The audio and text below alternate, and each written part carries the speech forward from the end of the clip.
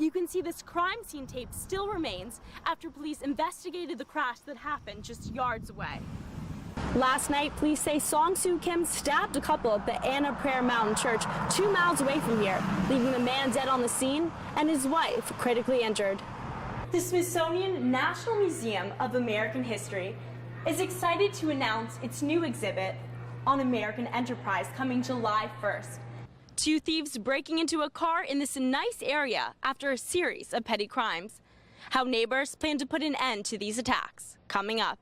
Although this man lost almost everything he owned, a GoFundMe page that his close friend created for him keeps hope alive.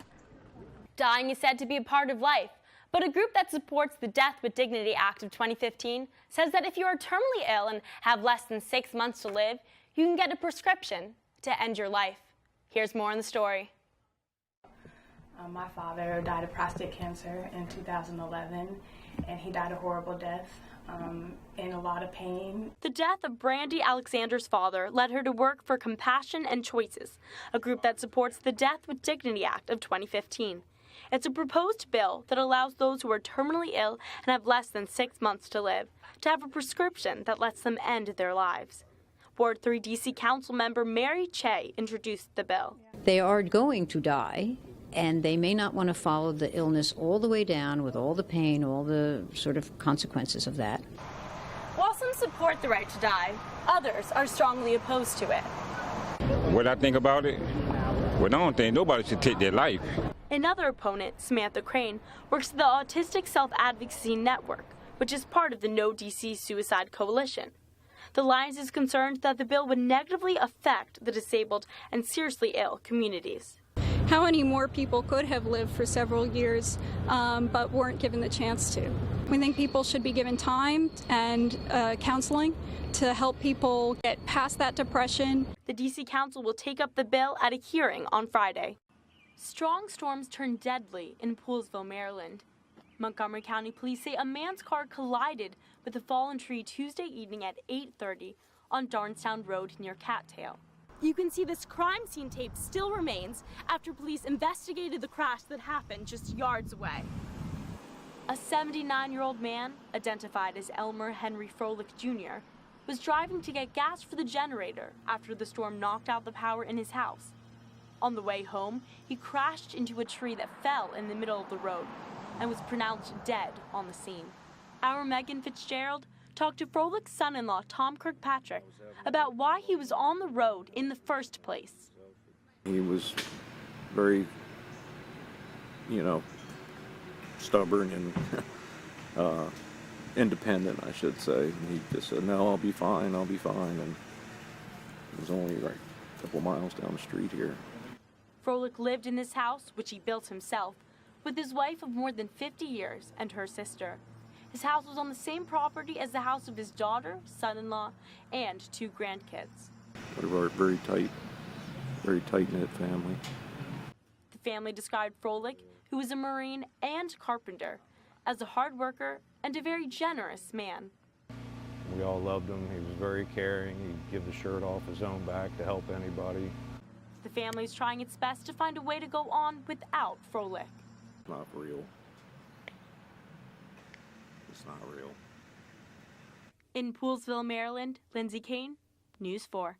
Something like that to happen in front of those children and have them be faced with that dilemma all of their lives. To have my niece's life not be gone in vain, I've decided to be a change agent.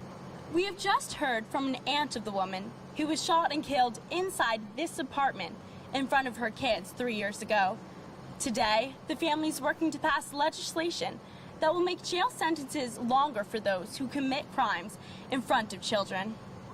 Police are still searching for the person who killed Kaya Wilson. Kaya's aunt, Charlena Wilson Young, says the murderer was looking for Kaya's boyfriend. Instead, he came across 28-year-old Kaya in the apartment with her 2 children. She was baking cookies. The daughter said they were in there and they were baking cookies. Because Kaya was murdered in front of the young children, traumatizing them to this day, Young wants to pass a law that adds 5 extra years to prison sentences for those who commit violent crimes in front of kids. I have to be that vessel to advocate for my niece that's no longer here. Young now helps take care of the 3 kids Kai left behind. She even keeps a room in her house with a few of her 5-year-old nephew's belongings so that he can always feel at home when staying with his aunt. Let him be a kid. Just let him be a kid. In Oxon Hill, Maryland, Lindsay Cayne, News 4. Good morning, I'm Lindsay Cayne. We are getting a better understanding of Maryland Governor Larry Hogan's plan to cut $210 million from the proposed Purple Line project. The Washington Post reports Hogan wants fewer station elevators and shorter station platforms. He also wants to change the wait time between trains. This is all part of 43 proposed budget cuts. Hogan also wants Montgomery and Prince George's counties to pay more to get it done. You would think horrific events targeting a single group would bring its members together.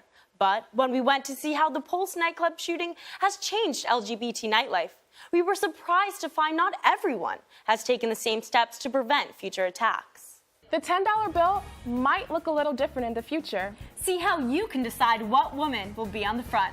Stay with us. Developing right now, the Greek Prime Minister will soon be face-to-face with a room full of angry European leaders. Greece is under major pressure to bring credible proposals to the table now that the country defaulted on its debt. The Prime Minister is expected to offer a plan at today's Make or Break Summit. We'll be right back with why the Statue of Liberty will look different tonight. Rooftop gardens aren't common in the district, but Uptop Acres has all the space you need to grow food.